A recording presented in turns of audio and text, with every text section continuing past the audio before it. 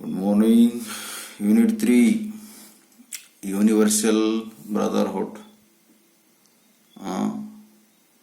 Universal brotherhood ಅಂದ್ರೆ ಏನು? ನಾವು ಭಾರತೀಯರು ಅಣ್ಣ ತಮ್ಮಂದಿರು ಅಂತ ಕರಿತೀವಿ. ಆದರೆ ಇಲ್ಲಿ ಲೇಖಕರು ಈ ಪ್ರಪಂಚದಲ್ಲಿರುವವರು ನಾವೆಲ್ಲ ಅಣ್ಣ ತಮ್ಮಂದಿರ ಹಾಗೆ ಅಂತ ಇಲ್ಲಿ ಹೇಳ್ತಾರೆ. ಯೂನಿವರ್ಸಲ್ ಅಂದರೆ ಈ ಪ್ರಪಂಚದಲ್ಲಿರೋಕ್ಕಂಥ ಎಲ್ಲ ವ್ಯಕ್ತಿಗಳು ನಾವು ಸಹೋದರರಂತಿದ್ದೀವಿ. ನೋಡೋಣ ಅದರ ಬಗ್ಗೆ ಏನು ಕೊಟ್ಟಿದ್ದಾರೆ. ಇಲ್ಲಿ ಜಮೈಕಾ ಅಂತ ಕೊಟ್ಟಿದ್ದಾರೆ. ಜಮೈಕಾ ಬಗ್ಗೆ ಏನೋ ಹೇಳ್ತಿದ್ದಾರೆ, ನೋಡೋಣ. ಇಲ್ಲಿ ಜಮೈಕಾ ಮ್ಯಾಪು ಕೂಡ ಕೊಟ್ಟಿದ್ದಾರೆ. USA, ಮೆಕ್ಸಿಕೋ, ಪೆಸಿಫಿಕ್ ಓಷನ್ ಬರ್ತದೆ. ಈ ಕಡೆ Atlantic ಓಷನು, Cuba, ಹೈಟಿ, Dominican republic, Caribbean Sea. Okay, let us see. ನೋಡೋಣ ಇವಾಗ. ಓಕೆ, ಏರಿಯಾ ಜಮೈಕಾದು ಏನು ಏರಿಯಾ ಇದೆಲ್ಲ ಎಷ್ಟಿದೆ ನೋಡಿ. ಏರಿಯಾ 10,957 ಸ್ಕ್ವೇರ್ ಕಿಲೋಮೀಟರ್ ಅನ್ನು ಒಳಗೊಂಡಿದೆ, ಅಥವಾ 4,230 ಸ್ಕ್ವೇರ್ ಮೈಲ್ಸ್ ಅಂತ ಕೊಟ್ಟಿದ್ದಾರೆ. ಆ ಒಂದು ಜಮೈಕಾದ ಕ್ಯಾಪಿಟಲ್ ಕಿಂಗ್ಸ್ಟೋನ್ ಆಗಿದೆ. ಮೇಜರ್ ಟೌನ್ಸ್ ಅಂದರೆ ಜಮೈಕಾದಲ್ಲಿರೋಕ್ಕಂಥ ಮೇಜರ್ ಟೌನ್ಸ್ ಆ್ಯಂಡ್ ಸಿಟೀಸ್ ಅಂತ ಕೊಟ್ಟಿದ್ದಾರೆ. ಅವು Montego Bay and Spanish Town and St Andrew Portmore ಅಂತ ಇವು ಕೆಲವು ಮೇಜರ್ ಟೌನ್ಸ್ ಅಥವಾ ಸಿಟಿಗಳು ಆಗಿವೆ ಜಮೈಕಾದಲ್ಲಿ. ಫಿಸಿಕಲ್ ಫೀಚರ್ಸ್ ಅಂದರೆ ಭೌಗೋಳಿಕವಾಗಿ ಏನೇನು ಒಳಗೊಂಡಿದೆ ಆ ಒಂದು ಜಮೈಕಾ ಎನ್ನುವಂತಹ ದೇಶ. Mountains, tropical island, blue mountains, so called because of the haze over them. ಅಲ್ಲಿ ಮೌಂಟೇನ್ಸ್ಗಳು, ಉಷ್ಣವಲಯದ ಮೌಂಟೇನ್ಸ್ಗಳಿವೆ. ಮೌಂಟೇನ್ಸ್, ಟ್ರಾಪಿಕಲ್ ಐಲ್ಯಾಂಡ್, ಎತ್ತರವಾದ ಉಷ್ಣವಲಯದ ಒಂದು ಐಲ್ಯಾಂಡ್ ಆಗಿದೆ ಅಲ್ಲಿ. ಮತ್ತು ಬ್ಲೂ ಮೌಂಟೇನ್ಸ್ ಅಂದರೆ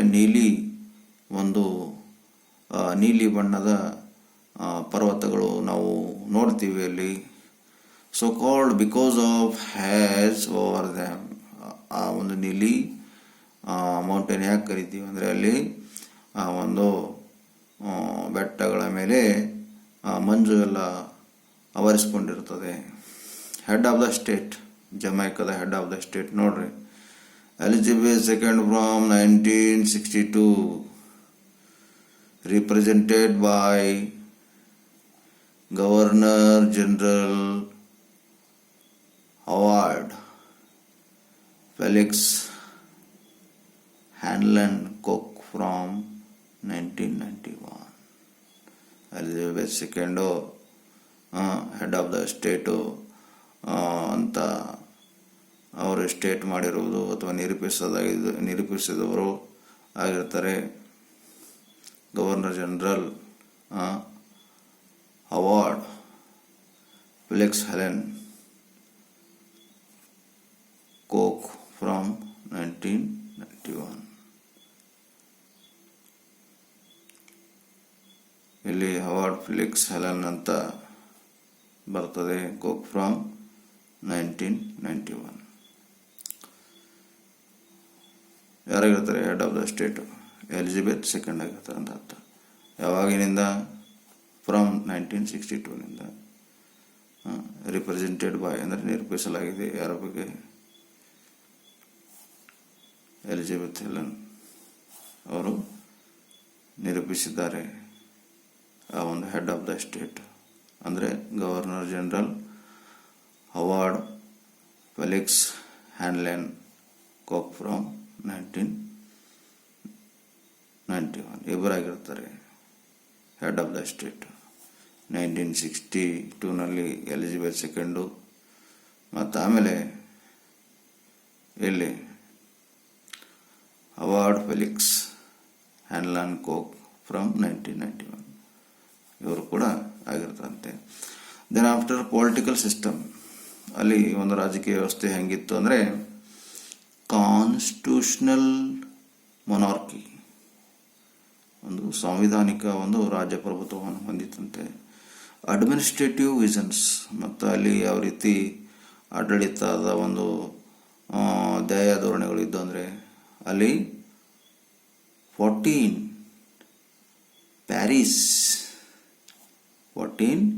ಪ್ಯಾರಿಷಸ್ ಅಂದರೆ 14 ಜಿಲ್ಲೆಗಳು ಹೊಂದಿರುವಂತೆ ಒಂದು ಅಡ್ಮಿನಿಸ್ಟ್ರೇಟಿವ್ನಲ್ಲಿ ಜಮಾಕ ಏನಕ್ಕಂತ ಅಡ್ಮಿನಿಸ್ಟ್ರೇಟಿವ್ನಲ್ಲಿ. ಪೊಲಿಟಿಕಲ್ ಪಾರ್ಟೀಸ್, ಮತ್ತು ಜಮೈಕಾದಲ್ಲಿ ಪೊಲಿಟಿಕಲ್ ಪಾರ್ಟೀಸ್ಗಳು ಕೂಡ ಇದ್ದವು. ಜಮೈಕಾನ್ ಲೇಬರ್ ಪಾರ್ಟಿ ಅಂತ ಒಂದು ಪಾರ್ಟಿ ಇತ್ತು. Then after moderate centrist people's national party PNP, left of center national democratic movement NDM, centrist ಅಂತ ಈ ರೀತಿಯಾಗಿ ಇವು ಪೊಲಿಟಿಕಲ್ ಪಾರ್ಟೀಸ್ ನೇಮ್ಗಳಲ್ಲಿ ಕೊಟ್ಟಿದ್ದಾರೆ. ಪಾಪ್ಯುಲೇಷನು ಕೂಡ ಆಗಿತ್ತು. ಎಷ್ಟಾಗಿತ್ತು ಪಾಪ್ಯುಲೇಷನು? 1995ನಲ್ಲಿ ಎಸ್ಟಿಮೇಟ್ ಪ್ರಕಾರ ಇಲ್ಲಿ 2,447,000 ಪಾಪ್ಯುಲೇಷನು ಅಲ್ಲಿ ಒಳಗೊಂಡಿತ್ತಂತೆ. ಎಲ್ಲಿ? ಜಮೈಕಾದಲ್ಲಿ. ಪಾಪ್ಯುಲೇಷನ್ ಗ್ರೋತ್ ರೇಟು 0.7 ಆಗಿರುತ್ತದೆ ಅಕಾರ್ಡಿಂಗ್ ಟು 1992-95 ಡೇಟಾದಲ್ಲಿ ತೋರಿಸಲಾಗಿದೆ. ಮತ್ತು ಆ ಒಂದು 1.0 ಆಗಿತ್ತಂತೆ ಆ ಪಾಪ್ಯುಲೇಷನ್ ಗ್ರೋತ್ ರೇಟು. ಯಾವಾಗ? 2000ರಿಂದ 2005ರವರೆಗೆ. Okay. Ethnic distribution, nearly 80 of American descent, about 50% of mixed Africa-European origin. There are also Chinese, Indian and European minorities. ಮತ್ತು ಅಲ್ಲಿ ಜನಾಂಗದ ಒಂದು ಎಥನಿಕ್ ಡಿಸ್ಟ್ರಿಬ್ಯೂಷನ್ ಅಂದರೆ ಜನಾಂಗೀಯ ಒಂದು ವರ್ಗಾವಣೆ ಅಂದರೆ ಹಂಚಿಕೆ ಯಾವ ರೀತಿಯಲ್ಲಿ ಜನಾಂಗಿದೆ ಅಂದರೆ ನಿಯರ್ಲಿ 80% ಆಫ್ ಆಫ್ರಿಕನ್ ಡಿಸೆಂಟ್, ಅಂದರೆ ಅಲ್ಲಿ 80% ಅವರು ಆಫ್ರಿಕಾದ ಮೂಲತದವರಾಗಿದ್ದರು. ಅಬೌಟ್ 15 ಆಫ್ ಮಿಕ್ಸ್ಡ್, ಮತ್ತು ಉಳಿದಿದ್ದು 50% ಮಿಕ್ಸ್ಡ್ ಆಗಿದ್ದರು. ಅವ್ರು ಯಾರು ಅಂದರೆ African European origin. There are also Chinese, ಮತ್ತು ಅಲ್ಲಿ ಚೈನೀಸ್ಗಳು ಕೂಡ ಇದ್ದರು.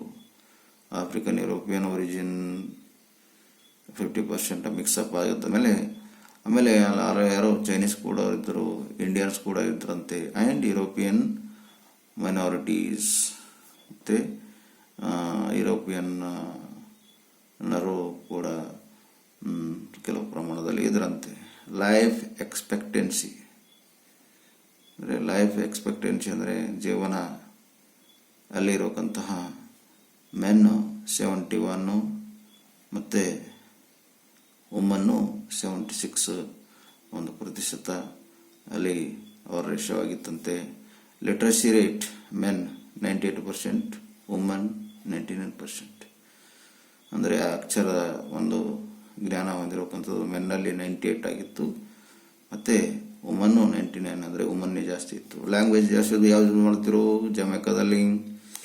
ಲ್ಯಾಂಗ್ವೇಜಸ್ ಯಾವುದು ಅಂದರೆ ಇಂಗ್ಲೀಷು, ಜಮೈಕನ್ ಕ್ರಿಯೋಲ್ ಅಂತ 2 ಲ್ಯಾಂಗ್ವೇಜ್. ಯಾವೆರಡು ಲ್ಯಾಂಗ್ವೇಜು ಯೂಸ್ ಮಾಡ್ತಿದ್ರು ಜಮೈಕಾದಲ್ಲಿ, ದೇಶದಲ್ಲಿ? ಇಂಗ್ಲೀಷ್ ಆ್ಯಂಡ್ ಜಮೈಕನ್ ಕ್ರಿಯೋಲ್ ಅಂತ ಯೂಸ್ ಮಾಡ್ತಿದ್ರು. ರಿಲಿಜನ್ಸ್ ಅಲ್ಲೂ ಕೂಡ ಧರ್ಮಗಳಿದ್ದವು. ಪ್ರೊಟೆಸ್ಟೆಂಟ್ 75%, ಮತ್ತು ರಾಸ್ತಾಫೆರಿಯನ್ ಪೋಪನ, ಇಲ್ಲಿ ಪ್ರೊಟೆಸ್ಟೆಂಟ್ ಅಂದರೆ ಒಂದು ಪೋಪನ ವಶದಲ್ಲಿ ಇರೋಕ್ಕಂಥ ಜನ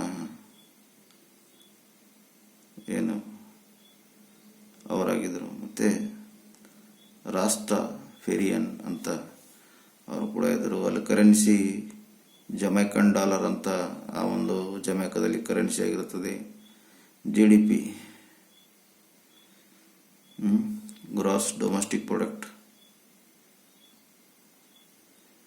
3.91 billion according to 1994 data. Growth rate ಎಷ್ಟು? 0.82. ಯಾವಾಗ? 1994ನಲ್ಲಿ ಇತ್ತಂತೆ. ಎಕ್ಸ್ಪೋರ್ಟ್ಸ್ ಮತ್ತು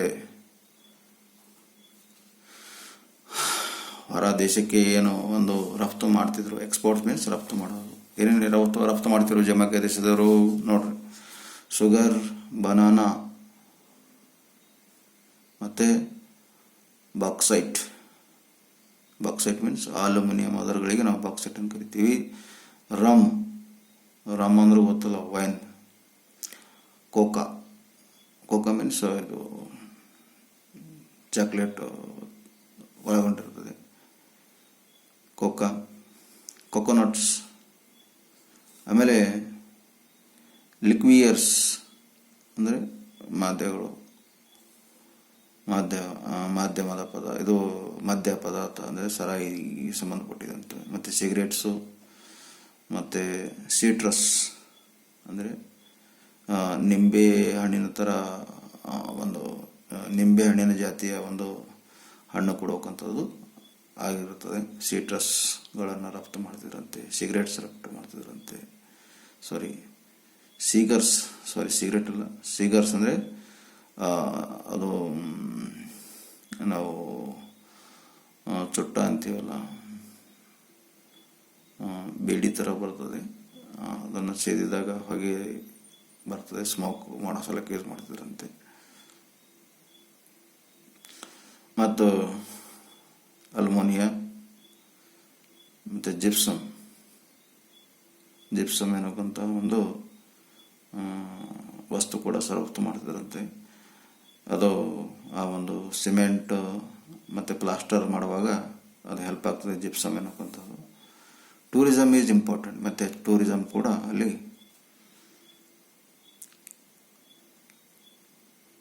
ಆಗ್ತಿದ್ದಂತೆ. History. C means Christian era, 900, settled by Arawak Indians who gave the island the name of Jamaica, well watered. Settled by Arawak Indians who gave the island the name of Jamaica. ಆ ಒಂದು ಇತಿಹಾಸ ಭಾರತದವರೇ ಆ ಒಂದು ಜಮೈಕಾಗೆ ಹೆಸರನ್ನು ಇಟ್ಟಿದ್ರಂತೆ. Arawak Indians, settled by Arawak Indians. 1494 the explorer Christopher Columbus reached Jamaica. 1494ರಲ್ಲಿ ಆ ಒಂದು ಭೂಮಿಯ ಒಂದು ಅನ್ವೇಷಣೆ ಮಾಡುವವರು ಆಗಿರ್ಬೇಕಂತ, ಭೂಮಿ ಪರಿಶೋಧಕ ಅಂತ ಕರಿತೀವಲ್ಲ, ಅವನ ಹೆಸರು ಕ್ರಿಸ್ಟೋಫರ್ ಕೊಲಂಬಸ್ ಅನ್ನೋಕ್ಕಂಥ ವ್ಯಕ್ತಿ ರೀಚ್ಡ್ ಅಂದರೆ ತಲುಪಿದ. ಇಲ್ಲಿಗೆ ಜಮೈಕಾಗೆ. ಯಾವಾಗ? 1494ರಲ್ಲಿ. 1509 occupied by Spanish.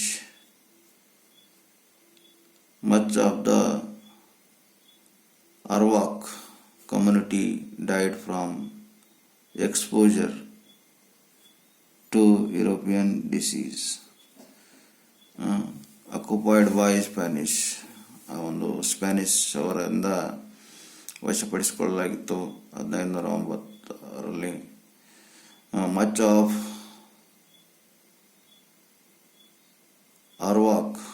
community died from exposure to European disease. ಆ ಒಂದು ಆಕ್ವರ್ಡ್ ಕಮ್ಯುನಿಟಿ ಇರತಕ್ಕಂಥ ಜನ ಕೂಡ ಆ ಒಂದು ಭಾಳ ಜನ ಒಂದು ತೀರ್ಕೊಂಡ್ರು ಆ ಒಂದು ಯುರೋಪಿಯನ್ ಆ ಒಂದು ರೋಗಕ್ಕೆ. Community died from exposure to European disease.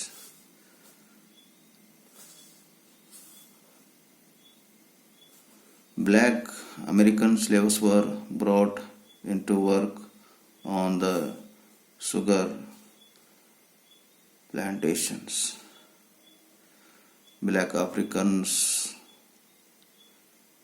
ಕಪ್ಪು ಆಫ್ರಿಕಾದ ಜನರನ್ನ ಗುಲಾಮರಾಗಿ ಕರ್ಕೊಂಡು ಬಂದ್ರಂತೆ.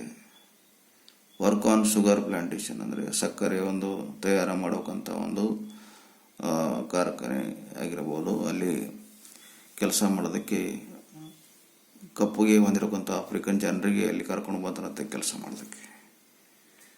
1655 captured by Britain and become its most valuable Caribbean colony. ಆಮೇಲೆ 1655ನಲ್ಲಿ ಬ್ರಿಟಿಷರು ಆ ಒಂದು ಜಮೈಕವನ್ನು ಕಬಳಿಸ್ಕೊಂಡ್ರು. ಅವರು ವಸಾಹತುಶಾಹಿಗಳಾಗಿ ಅಲ್ಲಿ ಉಳ್ಕೊಂಡ್ರಂತೆ. 1838 ಸ್ಲೇವರಿ ಅಬಾಲಿಷ್ಡ್, ಮತ್ತು ಆ ಗುಲಾಮಗಿರಿಯನ್ನು 1838ರಲ್ಲಿ ಹೋಗಲಾಡಿಸಿದ್ರಂತೆ. 1870 banana plantation established as sugarcane industry declined in the face of competition from European beet sugar.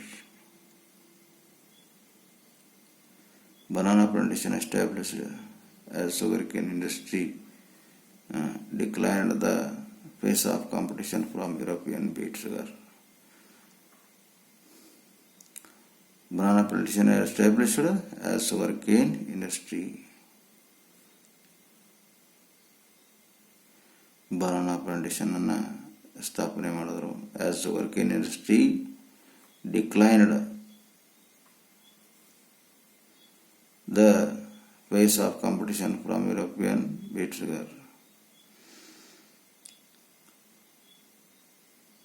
ಆ ಒಂದು ಇಂಡಸ್ಟ್ರಿ ಇತ್ತು, ಅದು ತಿರಸ್ಕಾರ ಮತ್ತು banana plantation established as sugar cane industry denied in the face of competition.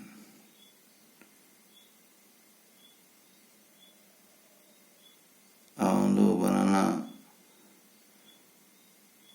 Plantation establish ಮಾಡಿದ್ರು as sugar cane industry decline. ಹಾಗೆ ಆ ಒಂದು sugar cane industry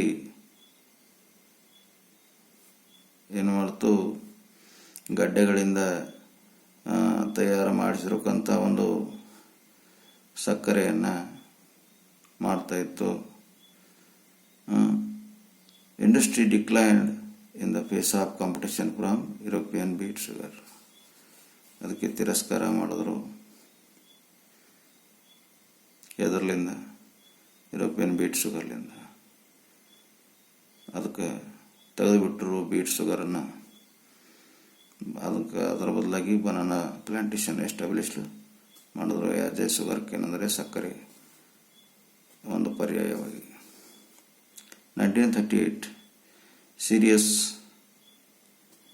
riots during the economic depression and as a sign of growing political awareness. 1930 ಅಲ್ಲಿ serious rights ಅಂದರೆ ಅಲ್ಲಿ ಒಂದು ಗಲಭೆಗಳು ಚಲ ಆದವು ಸೀರಿಯಸ್ ಆಗಿ. Economic depression and as a sign of growing political awareness, ಒಂದು ಆರ್ಥಿಕವಾಗಿ ದುರ್ಬಲವಾಯಿತು. And as a sign of growing political awareness, ಮತ್ತು ಜನರ ಹತ್ರ ಒಂದು ರಾಜಕೀಯ ಒಂದು ಅವೇರ್ನೆಸ್ ಅಂದರೆ ಒಂದು ಜ್ಞಾನವನ್ನು ಹುಟ್ಟುತ್ತಾ ಇತ್ತು. The people's national party PNP was formed by Norman Manley. ಮತ್ತು ಅಲ್ಲಿ ಜನರಿಗೋಸ್ಕರ ಪೀಪಲ್ಸ್ ನ್ಯಾಷನಲ್ ಪಾರ್ಟಿ ಅಂತ ರಚನೆ ಮಾಡಿದ್ರು. ನಾರ್ಮನ್ ಅನ್ನುವಂತಹ ವ್ಯಕ್ತಿ.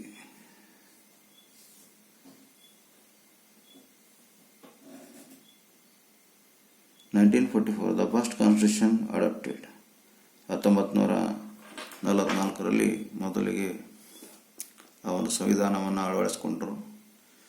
1958 to 62 part of West Indies federation. ಆ ಒಂದು 1958 to 68ವರೆಗೂ ಅದು ಒಂದು part of West Indies federation, ಆ ಒಂದು ವೆಸ್ಟ್ ಇಂಡೀಸ್ನ ಫೆಡರೇಷನ್ನ ಭಾಗವಾಗಿತ್ತು. ಆ ಒಂದು ರಾಜ್ಯಗಳ ಒಕ್ಕೂಟಕ್ಕೆ ನಾವು ಫೆಡರೇಷನ್ ಅಂತ ಕರಿತೀವಿ. ವೆಸ್ಟ್ ಇಂಡೀಸ್ನ ಫೆಡರೇಷನ್ದ ಭಾಗವಾಗಿತ್ತಂತೆ. 1959 ಇಂಟರ್ನಲ್ ಸೆಲ್ಫ್ ಗವರ್ಮೆಂಟ್ ಗ್ರಾಂಟೆಡ್. ಆಂತರಿಕ ಸ್ವತಃ ಗವರ್ಮೆಂಟನ್ನು 1959ರಲ್ಲಿ ಎಸ್ಟಾಬ್ಲಿಷ್ ಮಾಡಿದ್ರು. 1962 ಇಂಡಿಪೆಂಡೆನ್ಸ್ ಅಚೀವ್ಡ್ ವಿತಿನ್. 1962ನಲ್ಲಿ ಜಮೈಕಾ ಸ್ವತಂತ್ರವಾದ ದೇಶ ಆಗ್ತಂತೆ.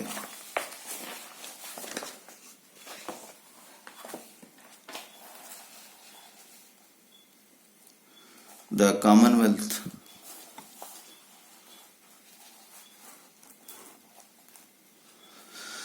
The Commonwealth with Alexander Bustamante of the center-right Jamaica Labour Party as the Prime Minister. ಮತ್ತು ರಾಷ್ಟ್ರಗಳ ಒಕ್ಕೂಟದ ಒಂದು ಆಧಾರದ ಮೇಲೆ Alexander Bustamante of the centre right Jamaican Labour Party JLP ಒಂದು ಪಾರ್ಟಿಯಿಂದ ಆ ಒಂದು ಅಲೆಕ್ಸಾಂಡರ್ ಅವರು ಪ್ರೈಮ್ ಮಿನಿಸ್ಟರ್ ಆಗಿದ್ರಂತೆ. 1967 JLP re-elected under Hugh Sears. JLP ಮತ್ತೆ 1967ನಲ್ಲಿ JLP re-elected under Hugh Sears. ಮತ್ತೆ 1967ರಲ್ಲಿ ಮತ್ತೆ ರೀಎಲೆಕ್ಷನ್ ಆದಾಗ ಆ ಒಂದು ಬಹುಮತದಿಂದ ಮತ್ತೆ ಅಧಿಕಾರಕ್ಕೆ ಬರ್ತದೆ.